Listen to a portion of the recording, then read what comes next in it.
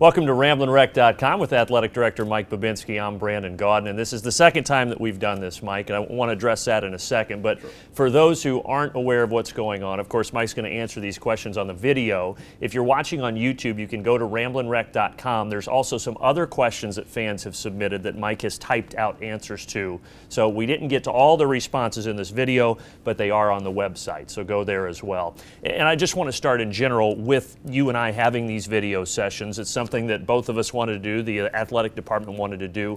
Why are we doing these? What's the approach to reaching out to the fans like this? Sure, I think in today's world with so many different ways to communicate with folks, we're just trying to strike a good balance here and find ways to get the word out there, get the message out there, and allow people to get the information that's important to them about our program in whatever way seems to be most effective. I think the first time we did the video, it seemed to be relatively well received, hence we're going to do it again today. As time goes by, if there are other more effective ways to get to folks, then we'll look at doing that.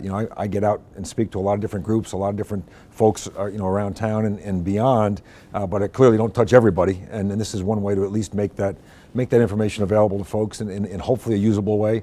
We're certainly open to suggestions as we move forward, and you haven't seen anything until you see me typing out answers to these questions. It's a thing of beauty. Well, you're going to get to answer a couple fan questions, but wanted to start with something that a lot of folks submitted. Just they want your general thoughts now, like we did with the football season, on the men's basketball season and the women's basketball season with it in the rearview mirror. Sure, I'll start with the men's basketball season, and I think it's fair to say from everybody's perspective that the year didn't end up to be the season that we had hoped for or anticipated as we went into it.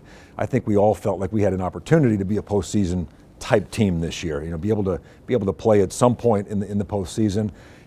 The reality that unfolded is that we never actually had our entire complement of players available at any point during the year, with injuries and recovery from injuries to Jason Morris, Travis Jorgensen, Trey Golden, Robert Carter Jr., Solomon Poole dealt with issues, and both medical and otherwise during the course of the year. We never were able to put our 12 guys out there in any coordinated or cohesive way. That being said, that happens to a lot of teams. That's part of it. Injuries and issues are part of what happens in the course of a season. And I think what we did do, unfortunately, is prove that we were good enough to be in a lot of games, but we weren't quite good enough to close a lot of games. And I think that's really the thing that as we look ahead, we've got to develop that sense of how it is we need to play to win games. How do we, when it gets to be winning time, what do we need to do in order to close the deal and to come out on the right side of so many games where we played very well for 20, 25, 30, 35 minutes, even beyond in some cases, where we took teams to overtime, or we were right there at the very end and just couldn't quite make a play when we really needed it to win. I think that's a big step for our team, and I think part of that is developing an identity, a sense of who we are, but also a sense of trying to do that together. When it comes down to that point in the game, with any team sport, it can't be, I'm going to get this done. It's got to be, how are we going to get this done? How are we going to make a play, a winning play? And I think that's a progression that teams go through at a point in their development. And I think that's where we are with men's basketball. Women's? On the women's basketball side, I think it was a nice bounce back year for us. We didn't make the postseason last year. This year we returned. We're fortunate enough to earn an at-large bid to the NCAA tournament. Had terrific seasons from senior Ty Marshall, who leaves as our all-time leading scorer on the women's side, and just a tremendous all-around player. Did so many games where she led us in scoring, rebounding, assists, you name it. It's she left and will leave a big mark on our program. Kayla Davis, as a freshman, had an exceptional year. We knew she was a great player coming in, and clearly lived up to that. So it was a nice year for our women's program. I think there's like with everything in life, there's another level. There's another step to take there also. I think we were able to establish ourselves as somebody that was clearly better than the bottom half and middle of our league, or very, very competitive there. But when we looked up a little bit and against those elite teams in the Atlantic Coast Conference and beyond, I think we're yet to be at a position where we can play with them and beat them on a night in, night out basis, and that's something that I look forward to as we move forward. I think it's important to continue to make that kind of progress. Well, we also had several fan inquiries, of course, about the sport of football, and some people were asking about the new season ticket holder benefits, and lots asking about with spring practice starting, what are the expectations for the coming year? So address both of those, if you will. Sure. As we look to next year, and in the sort of the never-ending quest for all athletic departments around the country that play football or any sport, is to find ways to better connect connect with your fans and provide them with more value added than just buying a ticket and coming to the game.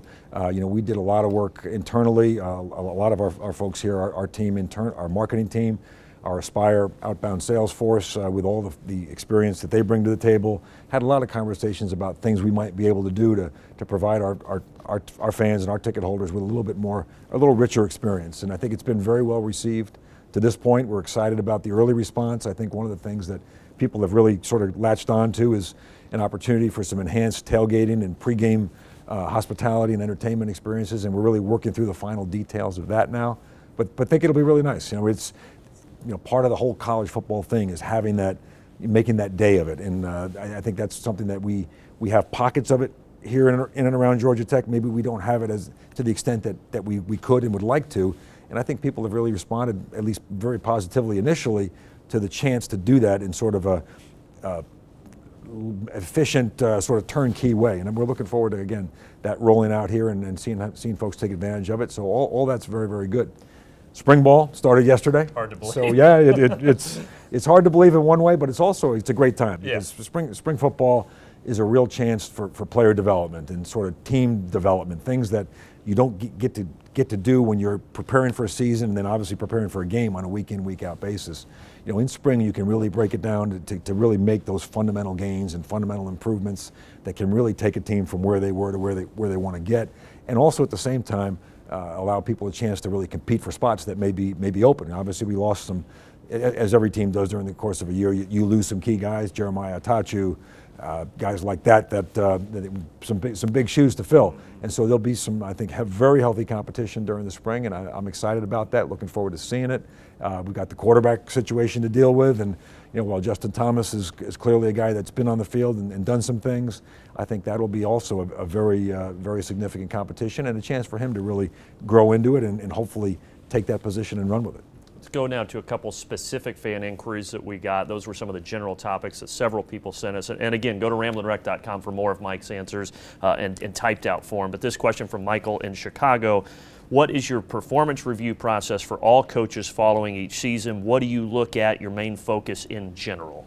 Well, it's my approach to that is really it's a conversation is what it is. It's a back and forth conversation. It's not a one way. Here's what I see and take it or leave it. I think it's much healthier when an evaluation is sort of a give and take. So I obviously offer my observations and thoughts, and I want to hear from a coach how they view the state of their program. And you touch on all the key areas, whether it be recruiting, whether it be player development, whether it be your coaching staff, whether it be your competitive success, your academic success. But most importantly to me is there a strategy? Is there a plan to move from where we are today to where we want to be and where this program wants to be competitively in the future? That's the single biggest thing for me, is to have a coach be able to articulate, here's how I feel, or I assess where we are today, and here's how we're going to move forward in all those key areas from this point forward. And not only do you have to have a plan, it's got to be realistic, it's got to be achievable, and you have to have the resources in place to be able to make it happen. So you look at, again, not just the presence of a sound plan, but one that's supported by all those facts and those resources and the realities that need to be in place for it to happen. And if you get to a good place with all that, then the evaluation is typically pretty positive. Thanks for the question, Michael. And then another one from Justin here in Atlanta. At a school, and I found this interesting, at a school where there's a large contingency of students who either haven't traditionally followed sports or are international, may have followed other sports, how do you plan to raise awareness and provide incentives to fill the student sections better? Well, I would say this. I think the number one thing for students is they want to feel a sense of engagement. And I think bringing them into the process of trying to answer those questions, rather than us sitting here in the athletic department and saying, hey, I know exactly what it is the students want or need.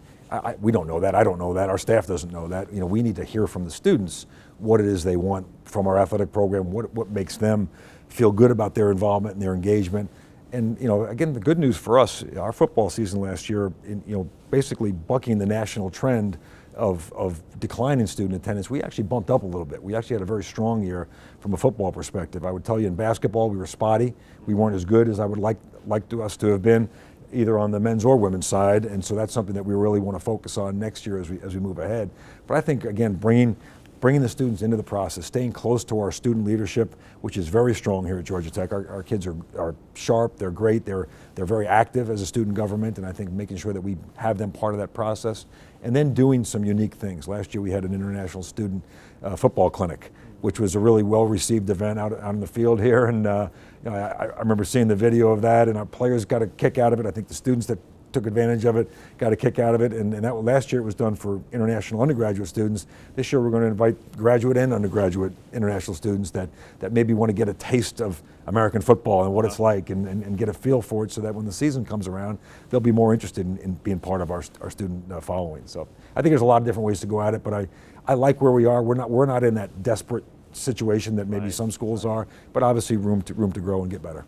Last but certainly not least, new volleyball coach. Michelle Collier has come from Jacksonville. Just talk about the hire and how you guys chose her. You know, we had a great pool of candidates, which is a strong thing, and something not unexpected. You know, we've got a great history of success here in volleyball at Georgia Tech, and I really look forward to Michelle returning us to that level here as time goes by. But as we went through the process, there were, again, a lot of great candidates, but her sort of unique combination of incredibly high-level play, both here in the United States as a college player at South Florida, where she was an All-American and one of the honestly most decorated and accomplished college volleyball players in the history of the sport here in the United States, but also her international experience, where she played at the very highest levels internationally, and brings. As a native Brazilian, there's a tremendous volleyball culture and sort of feel for the game down there. I think it's going to be really unique for our team and for our players. Not only the young ladies that are here today, I think they'll really feel a difference in approach and style, but one that I think as time goes by will really be attractive to prospective volleyball players and give us a little bit different feel than a lot of other programs. So I'm really excited about what she's going to bring. I know this. I know she knows volleyball at the very, very highest level. I think she's got a real knack for teaching and communicating that to her players.